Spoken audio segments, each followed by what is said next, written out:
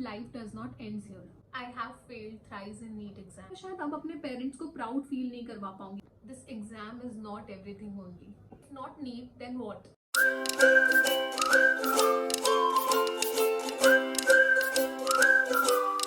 Hello everyone, welcome back to my YouTube channel. It's me Pinky.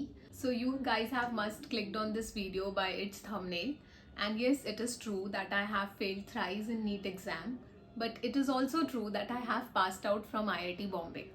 Okay, first let's start with why today I choose this topic. क्योंकि NEET का result भी जल्दी ही out हुआ है, recent I guess 3-4 days में out हुआ है, and unfortunately all students couldn't make it.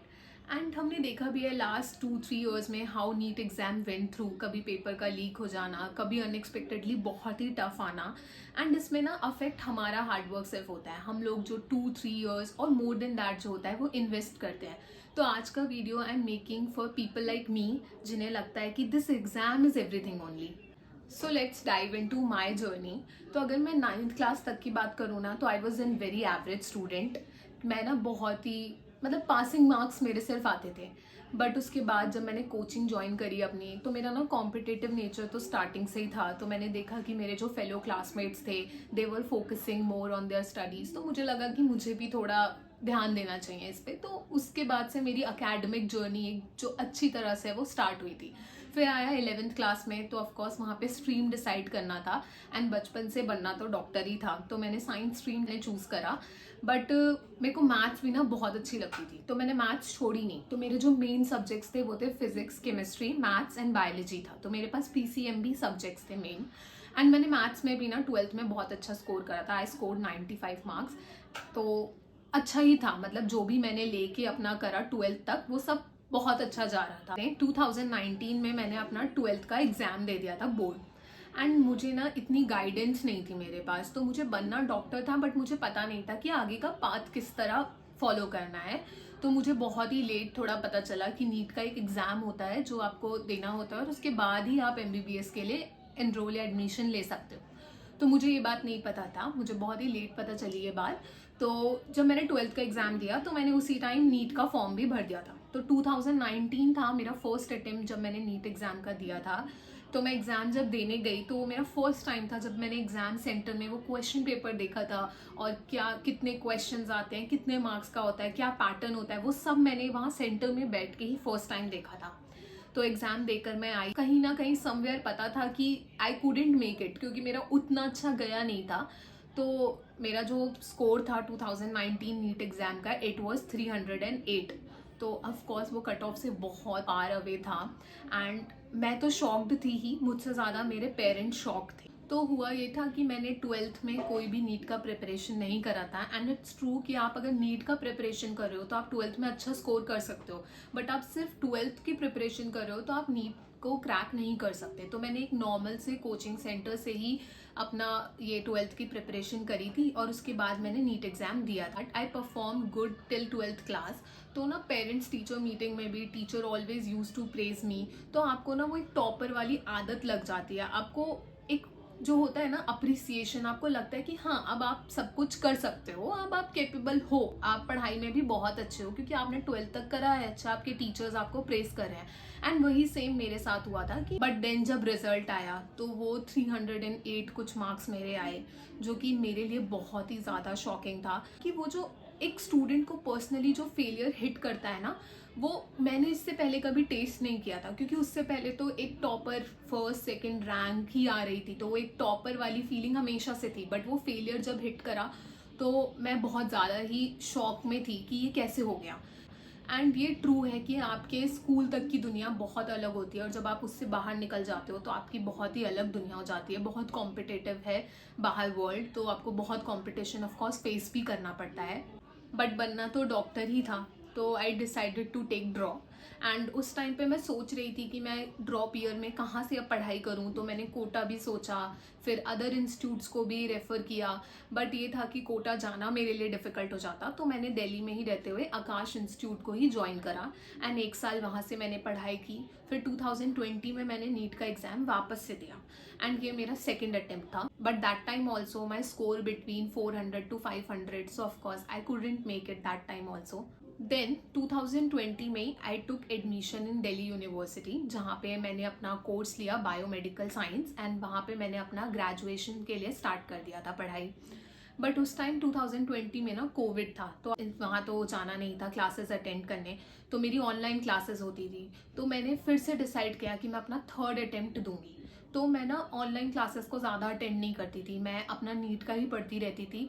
तो मुझे 5th में के नाम से ना बहुत डर लगने लग गया था। मेरा ऐसा होता था कि मुझे बहुत ही सीवियर हेडेक होता था। मुझे ऐसे 3 बजे मैं सो रही हूँ, 5 बजे उठ जा रही हूँ। कई बार ऐसा होता था कि मम्मी के बिना नहीं सो पाती थी मैं। बट ऐसा नहीं था कि मैंने पढ़ना छोड़ दिया था, पढ़ाई तो मैं कर ही रही थी। फिर आया 2021 का नीट देने का डेट, जब मैंने नीट एग्ज़ाम दिया। आई डोंट रिमेंबर डेट क्या था उस दिन, बट फिर मैं जब 2021 में वो एग्ज़ाम देने गई, तो मुझे ये लग रहा था कि शायद मैं इस बार कर लूँगी क्रैक, शायद इस बार ये हो जाएगा एग्ज़ाम। इस बार मुझे इतना डर नहीं लग रहा था, एंड मेहनत तो मैंने बहुत ही ज़्यादा करी थी, तो मुझे लग रहा था कि शायद इस बार हो जाए। बट उस बार भी मेरा नहीं हो पाया था। It was my marks was around 539। तो ये रिजल्ट आते ही मुझे पता लग गया था कि ये जो मेरा सपना है ना, अब वो अधूरा रह जाएगा। क्योंकि बचपन से ही ना मुझसे जब भी कोई पूछता था what do you want to become, it was always that I want to become doctor. But इस अटेम्प्ट को देने के बाद ना मेरे में अब हिम्मत नहीं थी कि मैं नेक्स्ट अटेम्प्ट दूँ। मुझसे सब पूछ रहे थे अब आगे क्या करना है, क्या करना है। मेरे पेरेंट्स पूछ रहे थे, बट मैं बैकआउट कर चुकी थी। मुझे ऐसा था कि मुझे अब ये एग्ज़ाम नहीं देना है। मेरे पास आंसर नहीं था कि मुझे अब आगे क्या करना है, बट मुझे ये था कि मुझे अब ये नहीं देना है। मैं 5th में के नाम से ही डरने लग गई थी। तो मेरे पास सच्ची में आंसर नहीं था कि मैं अपने पेरेंट्स को क्या बताऊं कि इस एग्ज़ाम को मैं नहीं देना चाहती, मैं नहीं प्रिपरेशन करना चाहती, पर मैं अब आगे क्या करना चाहती हूँ। मुझे लग रहा था कि ये मेरा अटमोस्ट हार्डवर्क था जो मैं इस एग्ज़ाम के लिए डाल सकती थी। इससे ज़्यादा मैं शायद एफर्ट्स डाल भी नहीं सकती थी अब इस एग्ज़ाम के लिए। तो मैं बैकआउट कर गई थी। मेरा वो नीट का 2021 में लास्ट अटेम्प्ट था। I read one quote, if things go as you wish it's good, if they don't it's even better, because then they are according to God's will. And in this I believe a lot. क्योंकि अगर आप जिस तरह चाहते हो उस तरह हो रहा है तो बहुत अच्छा है, बट अगर नहीं हो रहा है तो दैट डजंट मीन कि इसके आगे कुछ अच्छा होगा ही नहीं। आपको नहीं पता कि आगे क्या क्या अच्छा हो सकता है, आपके लिए क्या क्या लिखा होगा।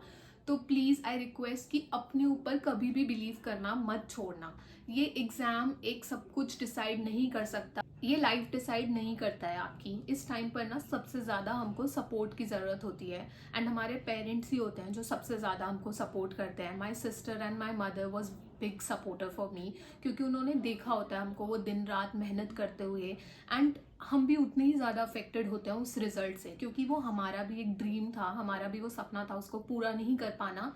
तो हमको वो सबसे ज्यादा दुख लगता है क्योंकि वो हमारे हाथ में था। But main thing is that life does not ends here. You need to believe in yourself, you are not failure. ये ना हमारा सपना सबसे ज्यादा होता है, तो इसका ना होना क्लियर या हमें पता लग जाना कि अब ये सपना पूरा हो नहीं पाएगा, तो उससे हम सबसे ज्यादा अफेक्टेड होते हैं।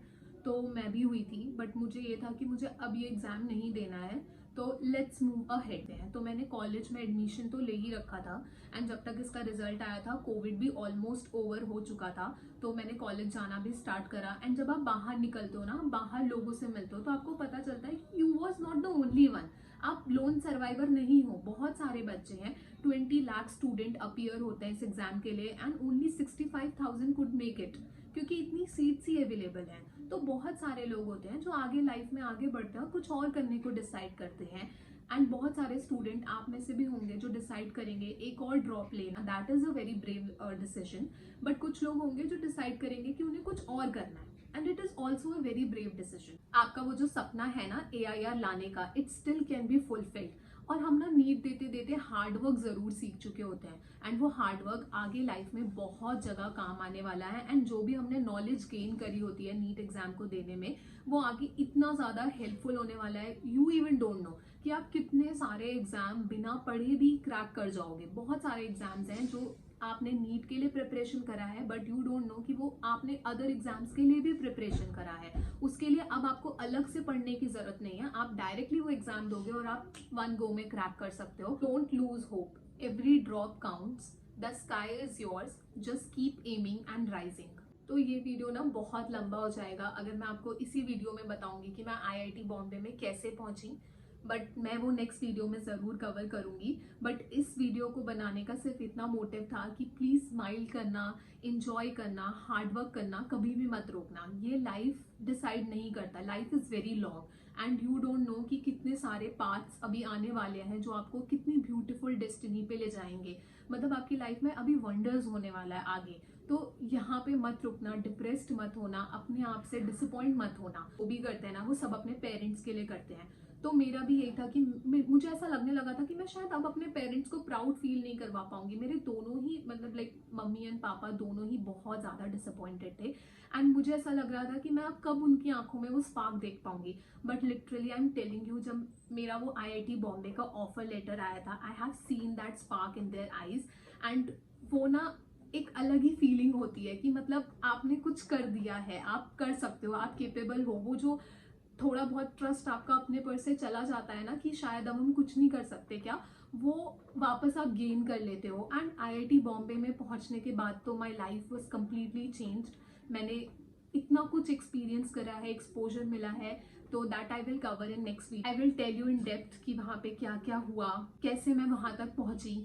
तो वो सब मैं आपको नेक्स्ट वीडियो में बताऊँ। IIT बॉम्बे में कैसी लाइफ है और क्या क्या आपके पास ऑप्शंस हैं अदर देन नीट, आप क्या कर सकते हो। मैं क्या कर रही हूँ अभी, IIT बॉम्बे से मैं पास आउट हो गई हूँ, तो उसके बाद मैं अब क्या कर रही हूँ आई will cover in next videos. अभी थोड़ा जो भी टाइम है बचा इन बिटवीन, क्योंकि ऑफ कोर्स आगे भी बहुत हार्डवर्क तो करना ही है, तो जो भी थोड़ा टाइम बचा है अपने फ्रेंड्स के साथ एंजॉय करो, थोड़ा रिलैक्स करो, एंजॉय करो, थोड़ा light low. Share this video with your friend who you think needs the most and subscribe कर लेना, क्योंकि आगे मैं आपको बहुत सारी चीज़ें बताने वाली हूँ। And that is it for the video.